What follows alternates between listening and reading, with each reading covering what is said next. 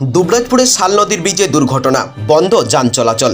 বীরভূম জেলার দুবরাজপুর খয়রাসোল রাস্তায় দুবরাজপুর থানা এলাকার কুকুটিয়া লাগোয়া শাল নদীর ব্রিজে দুটি গাড়ির ধাক্কায় আহত বেশ কয়েকজন।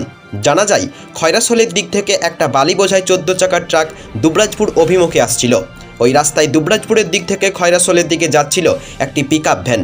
সেই সময় শাল নদীর ব্রিজের মধ্যখানে দুটি গাড়ির ধাক্কায় পিকআপ ভ্যানটি ছিটকে নদীতে পড়ে এবং বালি বোঝাই ট্রাকটি ঝুলতে থাকে ব্রিজে। এই মুহূর্তে দুবরাজপুর খয়রাসোল রাস্তায় যান চলাচল বন্ধ রয়েছে, শুধুমাত্র ছোট গাড়ি পারাপার করছে। ঘটনাস্থলে রয়েছে দুবরাজপুর থানার পুলিশ। জানা যায়, পিকআপ ভ্যানটি এলামবাজার থেকে খয়রাসোল ব্লকের হজরতপুর পশুহাট যাচ্ছিল। তখন খয়রাসোল দিক থেকে আসা বালি বোঝাই লরিটি ধাক্কা মারে পিকআপ ভ্যানটিকে।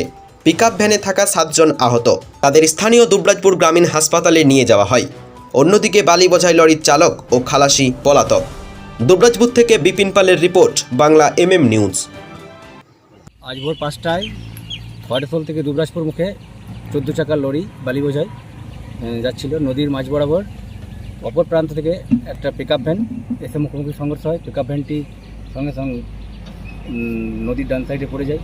আর বালি বোঝাই ট্রাকটি লরিটি আপনার এখনও ঝুলন্ত অবস্থায় আছে। ঘটনাস্থলে পুলিশ আছে, পুলিশ যানজট সামাল দিচ্ছে।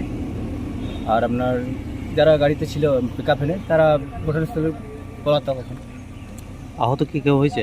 আহত কম বেশি একটু হয়েছে, হাতে আরে লেগেছে। কি জন্য হলো দুর্ঘটনাটা? কী জন্য হলো বলতে, আমাদের তো আপনার দীর্ঘদিনের আমাদের দাবি, এটা তো আমরা বারবার বলছি যে আমাদের এটা এক লেন রাস্তা আছে, এটা দুই দিক যদি আমাদের এই ব্রিজটা যদি বড় করা হয় তাহলে এই প্রতিবার এই ঘটনা 1 মাস পর পর যে ঘটনাগুলো ঘটছে সেগুলো ঘটবে না। আমাদের দীর্ঘদিনের দাবি এলাকাবাসীর যে আমাদের এখানে একটা বড় ব্রিজ চাই। সেই ব্রিজ এখনও পর্যন্ত আমরা পাচ্ছি না, এটাই আমাদের দীর্ঘদিনের দাবি। পিডব্লিউকে বারবার জানানো হয়েছে আমাদের। কোন গাড়িটা কোন দিকে যাচ্ছিল? আপনার বালি বোঝাই গাড়িটা যাচ্ছিল খয়রাসোল থেকে দুবরাজপুর, আর পিকআপ ভ্যানটা আসছিল আপনার দুবরাজপুর থেকে খয়রাসোল।